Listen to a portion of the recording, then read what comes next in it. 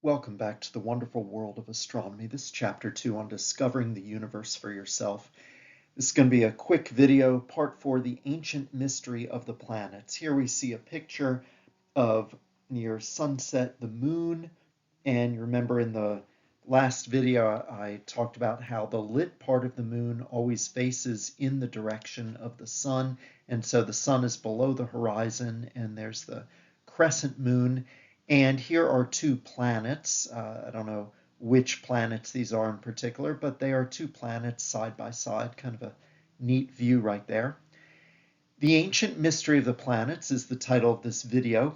And so people in ancient times, they recognized that the stars are in these fixed patterns in the sky that we call constellations.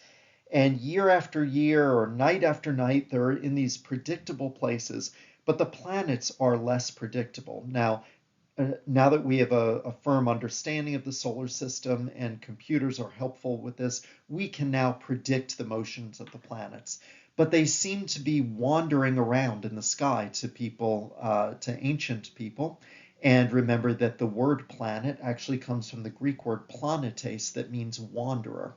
So it was mysterious what these planets were doing, and the Greeks attributed them to deity, and so they gave them the names, actually the Roman god names. Our goals for learning in this short video: what was once so mysterious about planetary motion in our sky, and why did the ancient Greeks reject the real explanation for planetary motion? And to start with, the mysteriousness is just that they wandered around. They seemed to do their own thing up in the sky, as contrasted with the fixed pattern of the stars. Now, they didn't seem completely random. It was noticed that they're not all over the sky. The planets don't veer heavily to the north or to the south. They stay on the ecliptic plane. And remember, well, they didn't recognize that as a plane back then, but what we call the ecliptic is the path that the sun takes across the sky. In modern times, we recognize it as being a result of the ecliptic plane that the Earth travels on. But back then, they saw the sun moving on its course across the sky, which we call the ecliptic, and the moon pretty much follows that same course. And they noticed that the planets as well follow on that same course. So let's talk about these planets that people in ancient times saw. There was Mercury. Oh, before I get into listing them, this is a rare sight, pretty neat to see all the planets known in ancient times at least in the sky. And it's pretty remarkable to have them all in the sky like this. Sometimes you only see one or two, sometimes there aren't any. But on this particular occasion, they were all lined up. So we have a sunset. So the sun has gone down, and there's Mercury, Venus, Mars, Saturn, and Jupiter. And you can compare with the stars. And it looks like this triangle right here is actually some stars. It's known as the Hyades cluster. It's the head of the bull Taurus, and the bright orange-red right to the right of my pointer, that's a very bright giant star in our sky called Aldebaran. It's the bright star, the bright eye of the bull. But back to the planets, Mercury is difficult to see because it's compared to Earth's position, it's close to the sun. So when it's up in the sky, it's always very close to the sun. Now, if it's close to the sun, it means oftentimes it's being blocked out by sunlight. Certainly in the day, you can't see it.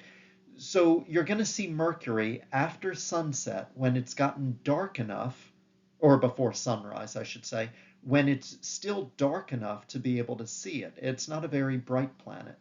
Venus is very easy to see if it's up in the sky. Very bright. In fact, it is the third brightest thing in the sky after the sun and the moon. So it's the brightest planet. It's known as the morning or the evening star since ancient times because, and they just more loosely use that term star, a bright light in the sky, but known as the morning or evening star because it's fairly close to the sun, and you'll never see it during the daytime because the sunlight will overwhelm the brightness of Venus.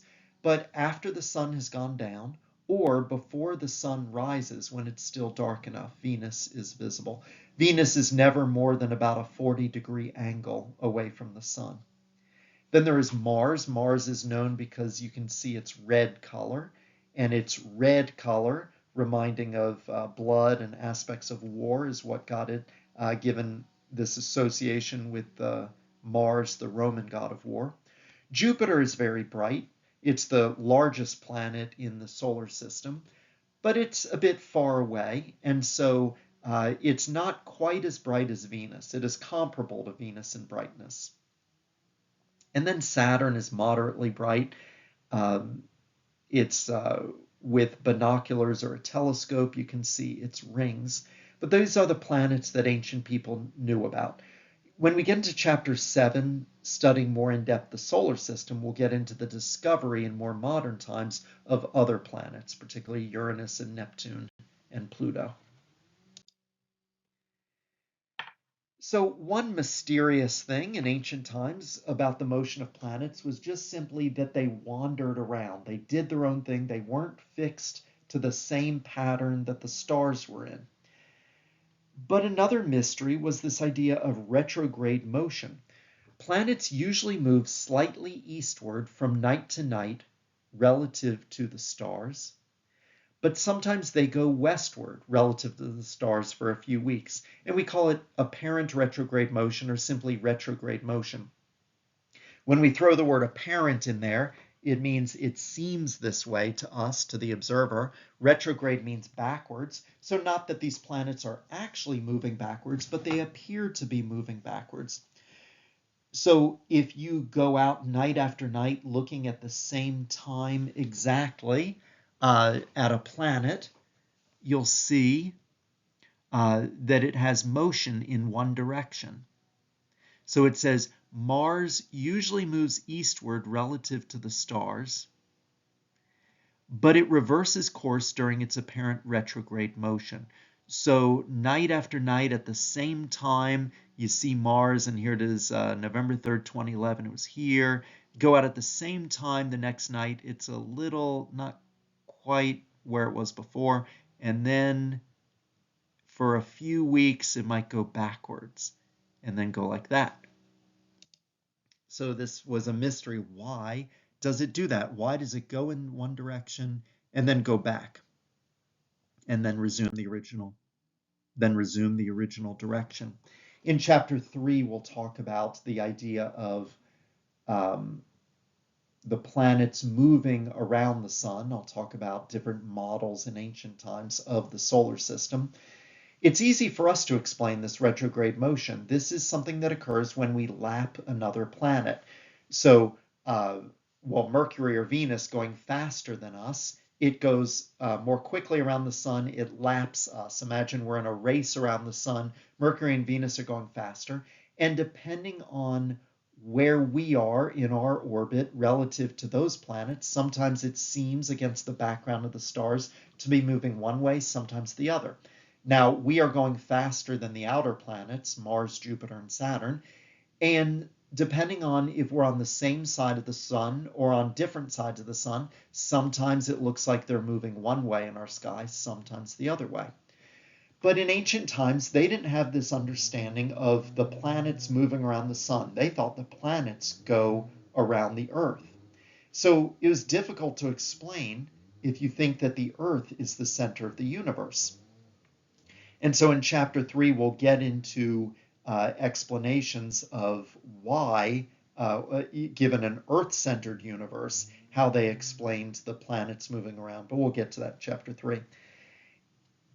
Some people in ancient times considered the correct explanation, which is that the sun is at the center, but those explanations were rejected.